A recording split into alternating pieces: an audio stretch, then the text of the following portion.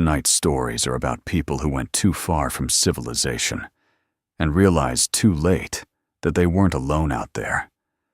A flashlight watching a campsite from deep in the woods, a man secretly living beneath a remote cabin, and voices calling through the fog using someone else's voice. These are 3 terrifying deep woods horror stories that will make you think twice before ever camping alone again.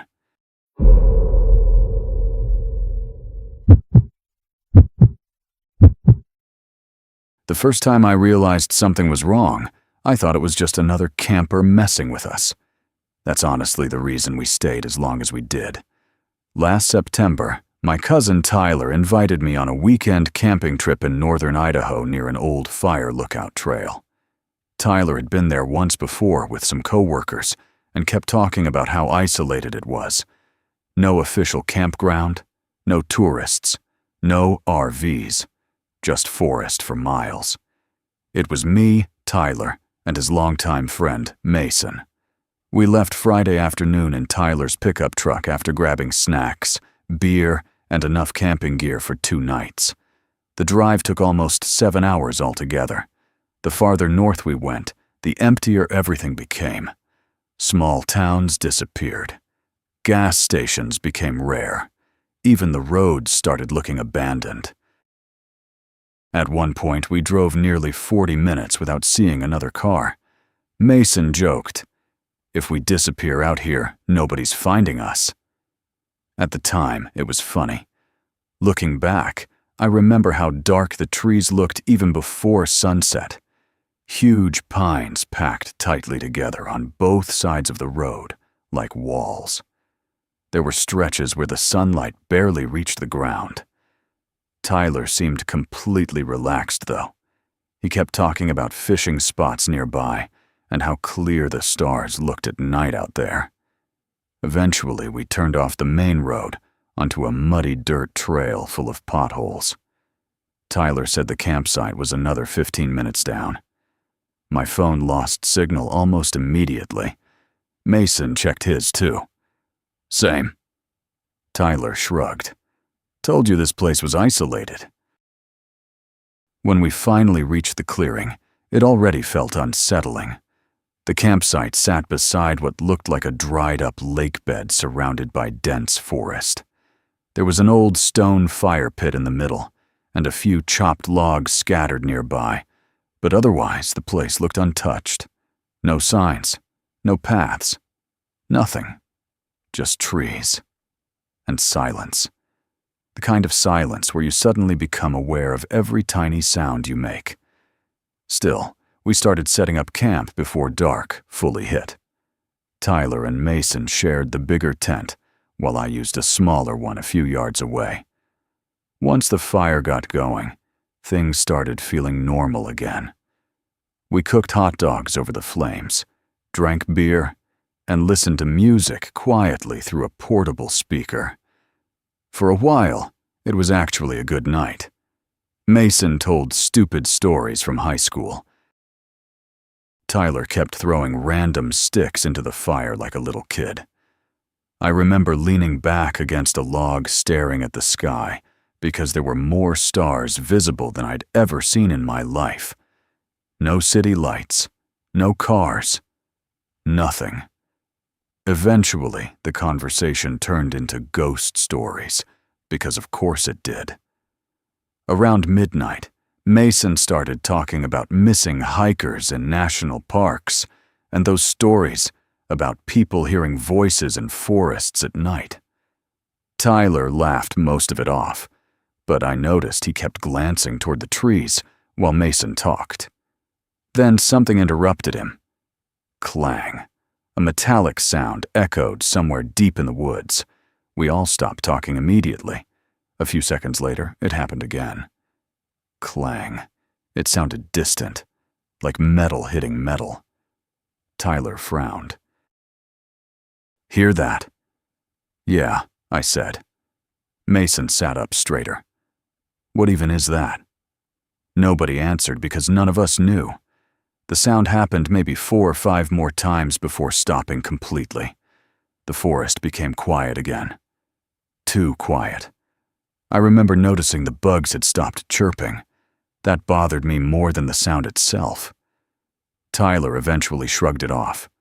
Probably hunters. At 1 in the morning? Mason asked. Maybe setting up equipment or something. He sounded uncertain now. About 20 minutes later, Mason suddenly froze while staring toward the trees behind me. Guys? I turned around. At first I didn't see anything. Then I noticed a small white light moving slowly between the trees. A flashlight. It drifted carefully through the forest, maybe 60 or 70 yards away. Whoever held it wasn't walking normally. The movement was too slow, too controlled. Tyler stood up. "Hello." The light stopped instantly. Nobody answered. The flashlight stayed perfectly still for several seconds. Then it shut off. Just like that. Mason let out a nervous laugh. "Nope, don't like that." Tyler tried joking about it, but the mood had changed completely after that. None of us really relaxed again. Eventually, around 1:30, we decided to sleep. I zipped myself into my tent and tried listening to music quietly through one earbud, but I couldn't stop thinking about that flashlight. I kept imagining someone standing out there watching us from the trees. At some point, I finally fell asleep. I woke up to footsteps. At first, I thought I was dreaming. Then I heard them again. Crunch. Crunch. Slow footsteps circling my tent. My eyes opened immediately. I stayed completely still while listening. The footsteps moved carefully through the dead leaves outside. Whoever it was sounded close, extremely close. Then they stopped directly beside my head. I could hear breathing through the tent fabric. Not loud breathing, just enough to know someone was there. Every muscle in my body locked up. I remember staring at the tent wall, terrified I'd suddenly see a silhouette pressing against it. The breathing lasted maybe 10 seconds. Then the footsteps slowly moved away again. Crunch. Crunch. Crunch. I grabbed my flashlight with shaking hands and waited another minute before carefully unzipping the tent a few inches. The fire outside had mostly died. The clearing looked empty, but Tyler and Mason's tent was open. Wide open. I immediately crawled outside. "Tyler," I whispered. No response. I walked toward their tent and shined my flashlight inside. Empty. Sleeping bags gone. That's when I heard Tyler screaming somewhere in the woods. "Ethan!" I spun toward the sound immediately. His voice sounded panicked. Then another voice yelled from farther away. Also Tyler. Same voice. Same tone. For a second, my brain genuinely couldn't process what I'd heard. One voice came from my left, the other deeper in the forest ahead. Then the closer voice shouted again. "Don't go over there!" At the same moment, a flashlight beam appeared between the trees about 50 yards away. I saw a tall figure standing there, completely motionless. The flashlight pointed directly at me. Then another light appeared behind me near the opposite side of camp. "Run to the truck!" That one was actually Tyler. I recognized Mason beside him. I sprinted immediately. Branches snapped behind me as I ran. I didn't look back. Tyler grabbed my arm the second I reached them. "Go!" The three of us ran toward the truck parked near the edge of the clearing. Tyler fumbled the keys twice before finally unlocking it. As we climbed inside, Mason suddenly froze while staring toward the trees. "There," he whispered. A figure stood just beyond the firelight. Tall, skinny, barefoot. I couldn't see its face clearly, but I remember the way it stood, perfectly still, watching us. Tyler slammed the truck into reverse so hard we nearly hit a tree backing out. The tire spun through mud before finally catching traction. Nobody spoke for almost 30 seconds as we sped down the dirt road. Then Mason quietly said, "I think there's another one." "What?" "In the trees." I looked out my window. For maybe 2 seconds, I saw another flashlight deeper in the forest, pacing us between the trees, keeping up with the truck. Then it vanished. Tyler pushed the speed even harder after that. The road was rough enough that the truck bounced violently the entire way back toward the highway. More than once, I thought we were going to crash. About 10 minutes into the drive, Mason slowly turned around in his seat to look through the rear window. His expression changed immediately. "Oh my God." Tyler glanced at him. "What?" Mason kept staring. "I swear, I just saw someone in the truck bed." Tyler cursed and accelerated again. None of us checked. Not then. We just kept driving. Eventually, we reached a gas station nearly an hour away. Bright lights, other people, civilization. I have never been happier to see a gas station in my life. Tyler parked near the pumps, and we all sat silently for a second before finally climbing out. Mason grabbed a flashlight from the cab. "Please tell me nobody's back there." We slowly walked toward the truck bed. Empty. At first. Then I noticed the cooler was gone. The straps we used to secure it had been cut clean through. And scratched into the metal near the tailgate were words none of us had seen before. 3 words carved deep into the paint. "You left early." None of us spoke after reading it. Tyler sold that truck 3 months later. Mason refuses to camp anywhere without other people nearby now. And me? I still think about the second voice sometimes, because the thing that bothers me most isn't the flashlight, or the footprints, or even the person standing near camp. It's that whoever called from the woods sounded exactly like Tyler. Perfectly. Like someone practicing his voice.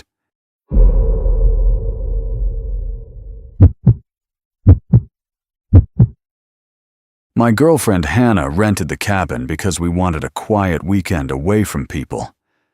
Back in October, both of us had been exhausted from work. Hannah worked remotely for a marketing company, and I'd been doing overtime shifts at a warehouse outside Nashville. We barely spent time together anymore, so for our anniversary, she booked a cabin in eastern Tennessee near the Smoky Mountains. The listing looked perfect. Wood fireplace, mountain view. No nearby neighbors. Peaceful and secluded. That last part should have worried us more. The owner messaged Hannah before we left and said cell service in the area was unreliable, so the cabin key would be hidden under a fake rock near the porch. At the time, we laughed about how creepy that sounded. We left Friday afternoon and drove for almost 6 hours. The farther into the mountains we got, the emptier everything became. GPS kept freezing, roads got narrower, and fog slowly rolled through the trees as the sun went down. By the time we turned onto the final dirt road, it was completely dark outside. No street lights, no nearby houses. Nothing. The cabin appeared at the top of a small hill surrounded by thick woods. At first, it looked exactly like the pictures online. Then I noticed the porch light flickering. Not softly either. It flashed on and off randomly like someone inside kept touching the switch. "That's creepy," Hannah muttered. Then I saw the front door slightly open. I remember both of us sitting silently in the car for several seconds. "You locked the booking details, right?" I asked. "Yeah." I grabbed the tire iron from the trunk before walking up. The porch creaked loudly under my boots. I pushed the door open slowly, expecting someone to be standing inside, but the cabin looked empty, at least at first. The place smelled strange, like damp clothes mixed with cigarette smoke. I checked every room while Hannah unpacked food in the kitchen. That's when she called my name. Jake? I walked downstairs and immediately saw what she was pointing at. Mud. Fresh, muddy footprints stretched across the kitchen floor. Not shoe prints either. Bare footprints, still wet. I stared at them for several seconds. Maybe the cleaners came through earlier? At night? Hannah asked quietly. Neither of us believed that explanation. Still, after such a long drive and not finding anyone inside, we convinced ourselves it was probably nothing. That first evening actually felt normal for a while. We made dinner, watched movies on my laptop, and listened to rain hitting the roof while the fireplace crackled beside us. Around midnight, though, the noises started. Soft creaking beneath the floorboards. At first, it sounded like pipes knocking. Then came a scraping noise directly underneath the cabin. I muted the movie immediately. You hear that? Hannah nodded. The sound stopped. Then came again a few seconds later, somewhere farther beneath us. The cabin sat slightly elevated above the hillside, leaving a crawl space underneath. Suddenly, that fact bothered me a lot. It's probably raccoons, Hannah whispered. Nah, boy. But it didn't sound like animals. Around 2 a.m., Hannah suddenly shook me awake. Jake. Her voice sounded terrified. What? There's somebody outside. I sat up immediately. Rain streaked the bedroom windows. Hannah pointed toward the tree line near the edge of the property. At first, I saw nothing. Then lightning flashed. A figure stood near the woods. Tall, completely motionless, watching the cabin. The next lightning flash came a second later. Gone. I barely slept after that. The next morning, sunlight made everything feel less threatening. Birds chirped outside. Fog rolled beautifully through the mountains. We almost convinced ourselves we'd imagined most of it. Still, we drove into the nearest town for groceries. The town was tiny. One gas station, one diner, one grocery store. While checking out, the cashier asked where we were staying. When Hannah mentioned the cabin road, the woman paused. You folks staying there alone? Yeah, I answered. The woman looked uncomfortable immediately. You should lock your doors at night. I laughed awkwardly. We do. No, she said quietly. I mean all of them. The way she said it made my stomach tighten. As we walked out, I heard another employee mutter, They still rent that place? Neither Hannah nor I talked much during the drive back. That evening, fog covered the mountains even thicker than before. Visibility beyond the porch barely reached the trees. Around 10 p.m., the power suddenly flickered. Once. Twice. Then everything went dark. The cabin dropped into silence. Hannah lit candles while I grabbed my flashlight. That's when we heard it. A loud scrape beneath the living room floor. Not random movement. Not animals. Something heavy dragging slowly underneath us. Hannah grabbed my arm immediately. Jake! Then came another sound. A cough, directly beneath the floorboards. Every hair on my arm stood up instantly. I finally decided to check the crawl space. Hannah begged me not to, but honestly, I couldn't sit there imagining someone under us all night. I grabbed the flashlight and tire iron before stepping outside. Cold air hit immediately. Fog covered almost everything beyond the porch light. The crawlspace entrance sat behind the cabin, partially hidden by bushes, and it was already open. Not fully open, just slightly. Like someone hadn't shut it all the way. The smell hit me before I even crouched down. Rotting food, sweat, Wet blankets. Human smell. I slowly aimed the flashlight inside. At first, I only saw dirt and pipes. Then the beam moved farther inward. A mattress, blankets, food cans, water bottles, clothes. Someone was living under the cabin. Not recently. Right now. Then I noticed photographs scattered near the mattress. Dozens of them. Pictures of people staying inside the cabin. Different couples. Families. Hikers. Some sleeping.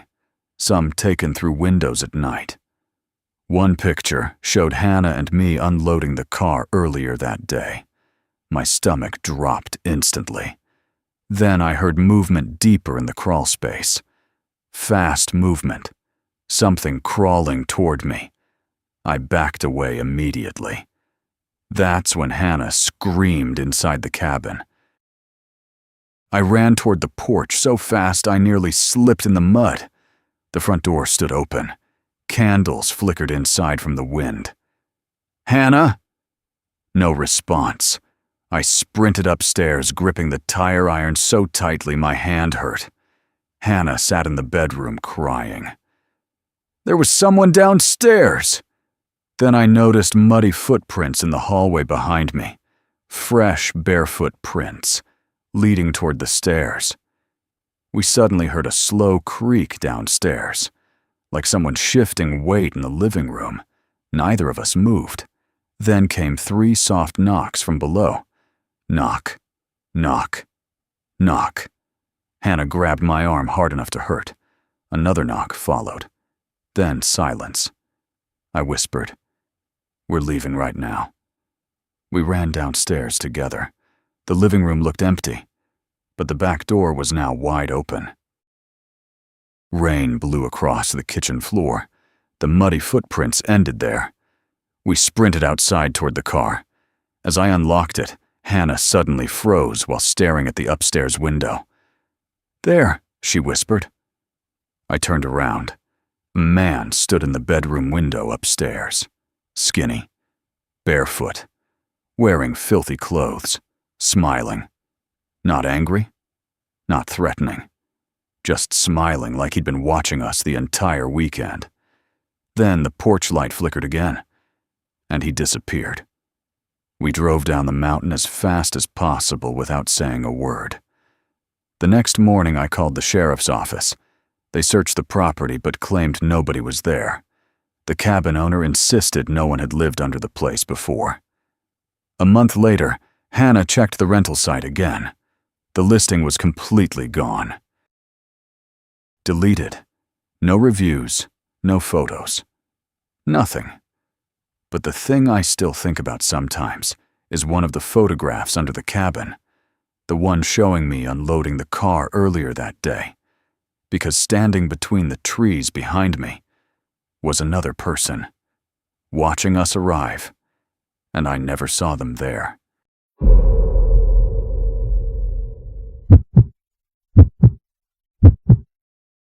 My older brother Aaron stopped hiking after what happened in Washington.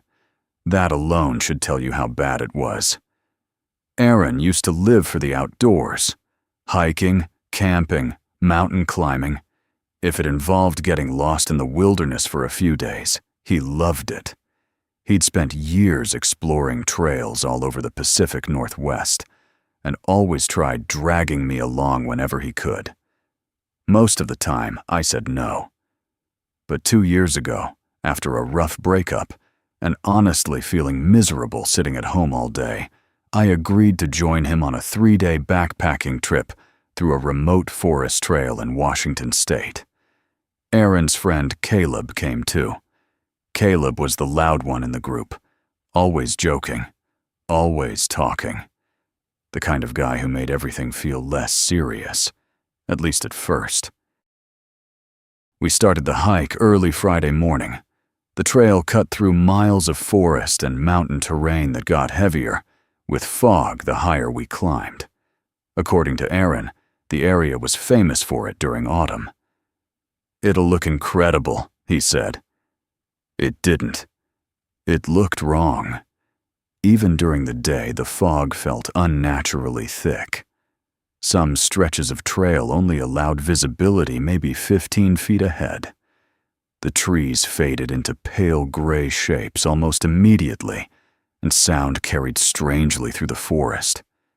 Sometimes we'd hear birds close by that sounded miles away. Other times, our own footsteps echoed back at us from directions that didn't make sense.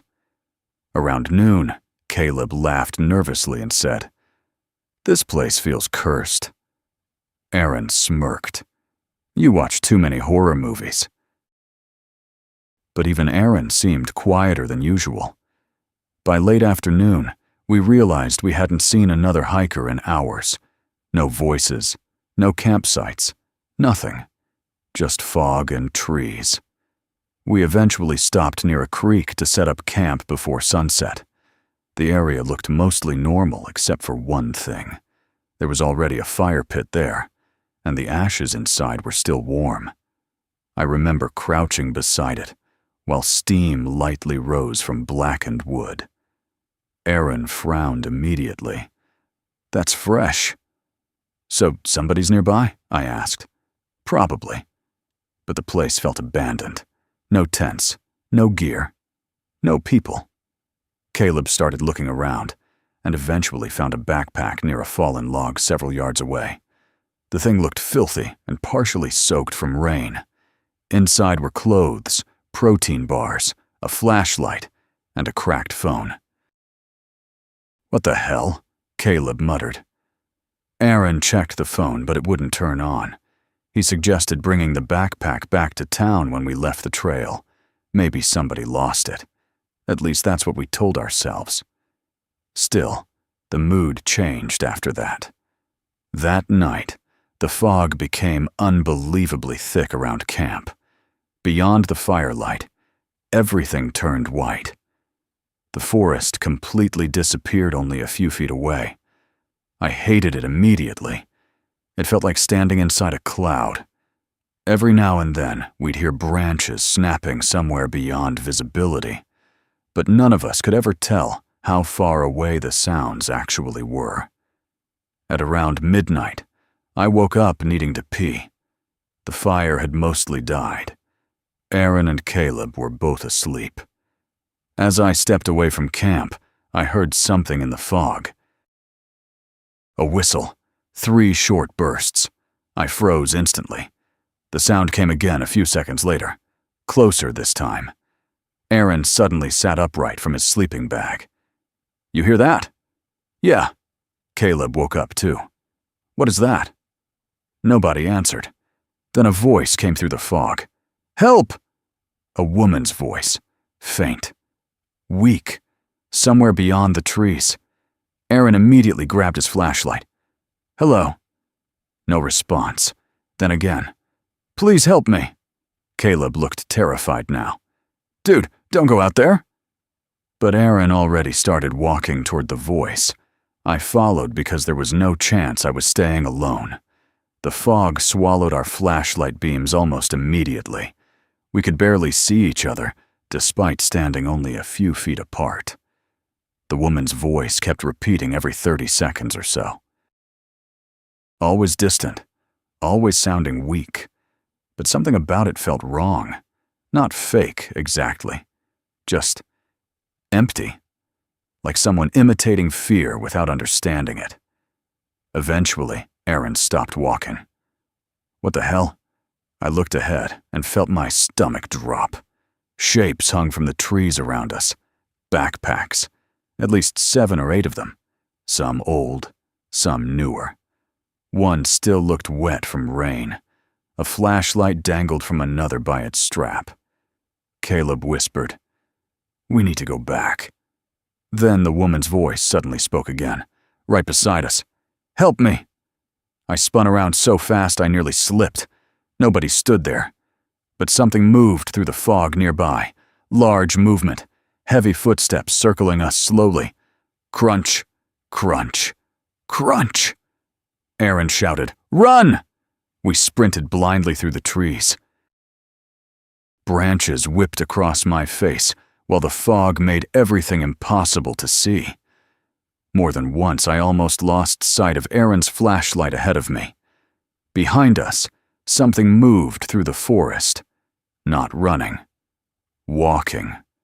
Like it knew we couldn't escape anyway. When we finally reached camp, Caleb suddenly stopped. "Wait." Aaron turned around. "What?" "My bag." Caleb's backpack was gone. He'd lost it somewhere during the run. "Forget it," Aaron snapped. But Caleb panicked immediately, because all his food, water, and most importantly his asthma inhaler were inside it. "I need it." "You are not going back out there," Aaron said. Another whistle echoed through the fog. Closer now. 3 short bursts. Caleb looked like he was about to have a breakdown. Aaron finally sighed. "Fine, we go together. Quick." I wanted to say no. Every instinct in my body screamed that we needed to leave immediately. But instead, we followed Caleb back toward the trees. That decision almost got us killed. The fog had somehow gotten even thicker. At one point, I could barely see Aaron walking directly in front of me. Caleb kept calling out whenever he spotted movement on the ground. Not that. Not there. Wait, no. Then we found the backpack, sitting upright against a tree, perfectly clean, like someone had placed it there carefully. Aaron immediately stopped walking. That wasn't there before. Caleb grabbed it anyway. Then something whistled behind us. Close, extremely close. We turned our flashlights toward the sound. For maybe 1 second, I saw a figure standing between the trees. Tall, thin, completely motionless. Its face looked pale against the fog. Then the flashlight flickered, and it disappeared. Caleb whispered, "Tell me you saw that." Aaron didn't answer. That scared me more than anything. We hurried back toward camp, but halfway there, Caleb suddenly stopped again. "I hear somebody." "What?" "Listen." At first, I only heard wind moving through the trees. Then came a voice from somewhere ahead. "Guys." Caleb immediately relaxed. "Someone else is out here." But Aaron grabbed his arm hard. "No." The voice repeated itself, exactly the same way. Same tone, same pause, same inflection. Like a recording replaying. "Guys." Closer now. Aaron looked genuinely terrified for the first time all trip. "Do not answer it." The voice came again. "Guys." This time it sounded like Caleb, perfectly like him. Caleb stared at Aaron. "What the hell?" Then another voice answered from deeper in the fog. Also Caleb. That's when panic fully took over. Aaron shoved both of us forward. "Move!" We practically sprinted back toward camp. The voice followed us through the trees the entire time, sometimes sounding behind us, sometimes beside us, always repeating short phrases. "Wait. Help. Guys." Sometimes in Caleb's voice, sometimes mine. Once I swear, I heard Aaron's voice yelling my name from somewhere far deeper in the forest. When we finally reached camp, Aaron immediately started throwing supplies into backpacks. "We're leaving now." "It's 2 a.m, Caleb protested. "I don't care." Then we realized something horrible. One sleeping bag was missing. Caleb's. It had been dragged halfway toward the trees. Fresh tracks cut through the dirt leading into the fog. We all stared silently for several seconds. Then, from somewhere beyond visibility, we heard Caleb's voice again. Except Caleb was standing beside us. "Guys." The version in the fog sounded injured now, weak, like someone trying desperately to catch up. Caleb looked physically sick, hearing his own voice coming from the trees. Aaron whispered, "Do not respond." The voice kept circling camp for the next hour, always hidden, always close enough to hear clearly. At one point, something walked directly beside my tent, slow footsteps crunching through wet leaves only a few feet away. But whenever Aaron pointed the flashlight toward the sound, there was nothing there. Then around 4 a.m., Caleb suddenly froze while staring into the fog. "What?" I whispered. He pointed silently. A figure stood barely visible near the edge of camp. Tall, still, watching us. The fog shifted for just a second, and I finally saw its face, or at least part of it. Its mouth looked wrong, too wide somehow. Then it stepped backward into the fog and disappeared. None of us slept again. The second daylight finally broke through the trees. We packed everything and left immediately. The hike back felt endless. Every few minutes, one of us would turn around thinking we heard footsteps behind us, but we never saw anyone or anything. Search teams later went through the area after Aaron reported the abandoned backpack and strange campsite. They never found another person out there. No missing hikers, no campsites, nothing. But Caleb changed completely after that trip. He stopped hiking, stopped camping, started sleeping with lights on. About a year later, he admitted something to Aaron while drunk. The first night before any of the voices started. He woke up briefly and saw someone standing between the trees beyond our fire, not moving, not blinking, just watching the camp silently through the fog.